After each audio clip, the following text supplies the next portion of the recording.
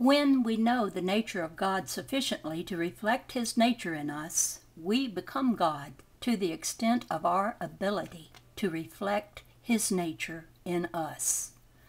By knowing the secret of light, we will know the mystery of life and death, of reincarnation, of matter and space, and the relationship of suns to planets.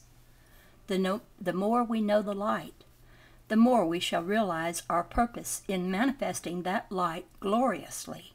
Every moment of life in the light is a moment of glorification in the awareness of our omnipotence in manifesting the light. Someone once asked Toscanini's son, "What was the highest point in your father's life?" The answer was, "Every point in it is his highest point. He lives gloriously and fully every moment of his life, whether conducting an orchestra or peeling an orange." That is what we must do when we fully know the purposefulness of life. Live it gloriously by living it ecstatically. We can live it ecstatically only as we know the ecstatic nature of God and become like Him through being continually inspired by communion with Him. To become like Him, we must become aware of our identity with Him. We must know Him as Creator of all that is, and in so doing, know ourselves as Creator of all that is. God's one purpose is to express His will by giving of His love in the fulfillment of His law. Our one purpose is to give love in conformity with the law. God has no other purpose, nor has man. Nature expresses that purpose in every action which records God's knowing through His thinking. The more we find the God of our searching, the more we know Him and become like Him. That is what I mean by the perpetual transformation of man, as man more fully knows his purpose on earth by continually finding the kingdom of heaven within him. That is also what I mean by constant communication with God. Communion or identity, which is oneness, not communion with Him as though He were another. The more we thus know God, the less we pray in the traditional, customary sense, which means finding words to express our desire periodically whenever we feel that there is something to ask for.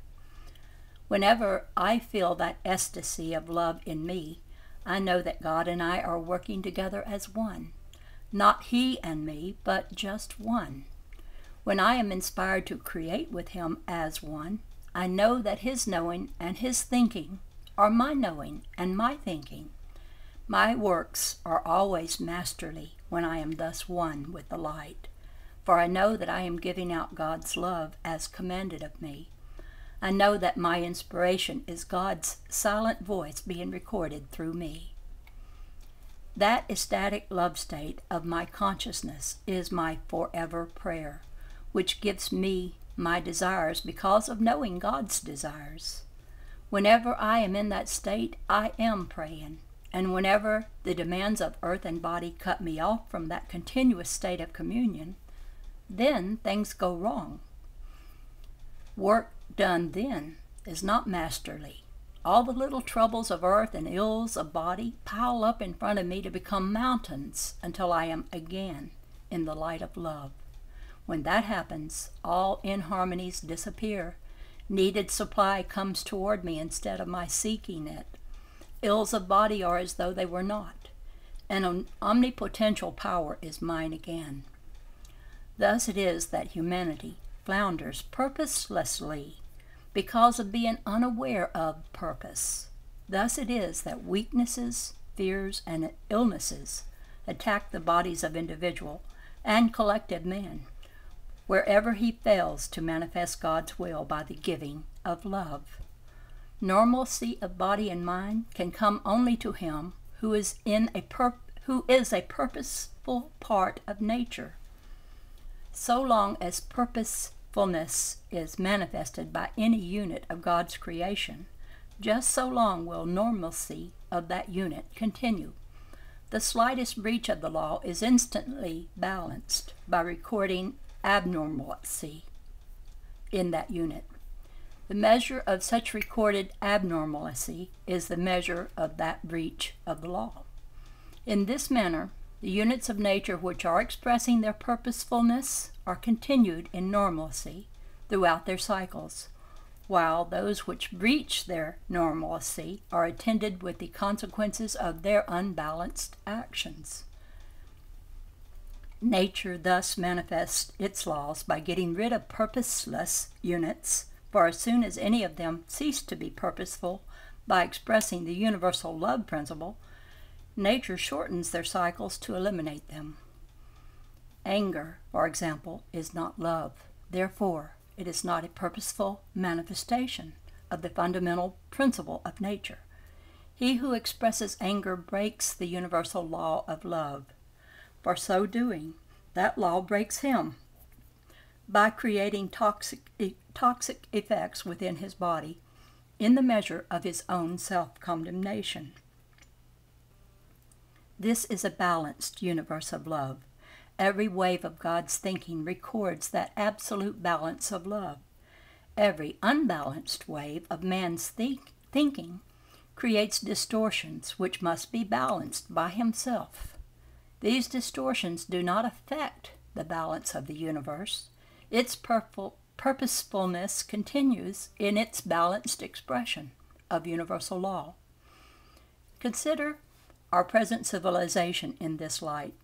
Is it not plainly evident that mankind has been breaking the law so violently that he has himself condemned himself to self-destruction?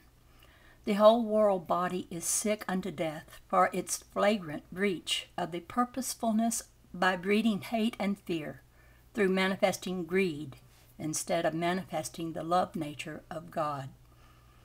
The entirety of civilization is slated for self-destruction for that reason, and its only chance for a renaissance lies in replacing greed with love in all human relations. Over and over again, man has broken himself by thus disobeying the law, and he will forever continue to break himself until he comprehends the law sufficiently to obey it. Through comprehension, man can save himself. That is what Paul meant when he said, "Therefore be ye transformed by the renewing of your mind." When we know the fulcrum and the lever principle of the wave, we shall know the father-mother principle of this creating universe. We shall comprehend the mechanics of that principle as applied to every action in nature.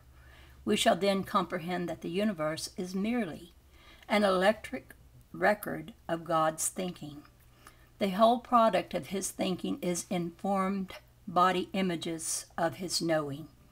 That is what the universe is. The one idea of God's knowing, divided into the many ideas of his thinking, and those many ideas multiplied into countless units of formed bodies of those many ideas. The forms thus recorded never become the ideas. That which is God never becomes matter.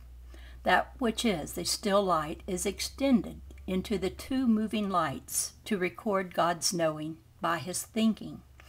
But we who are the imaged record of that thinking are not the idea from which we are extended. Our bodies are but the extensions of our God selves. Creator and creation might thus be reduced to the following simple formula expressed in several word groups, but all of the same meaning. Now I'm going to give you these word groups, and I'll give them to you kind of slowly so you can put two and two together here. The two makes the third part of the, what you might call the Trinity. Knowing, thinking results in product.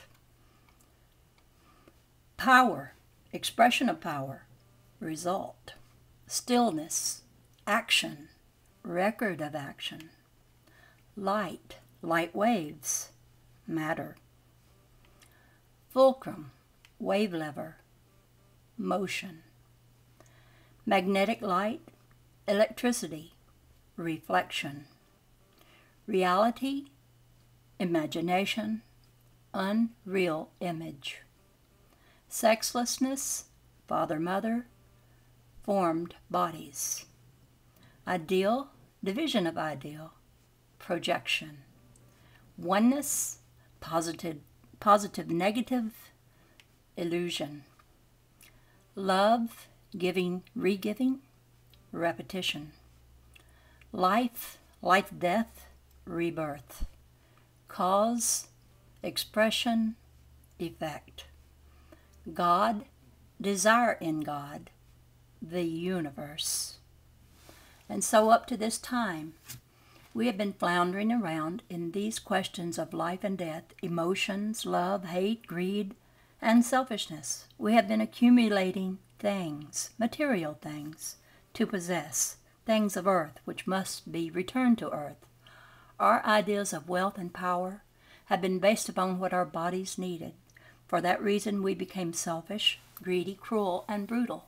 Humans became inhuman, beastly, by killing, robbing, and enslaving other humans.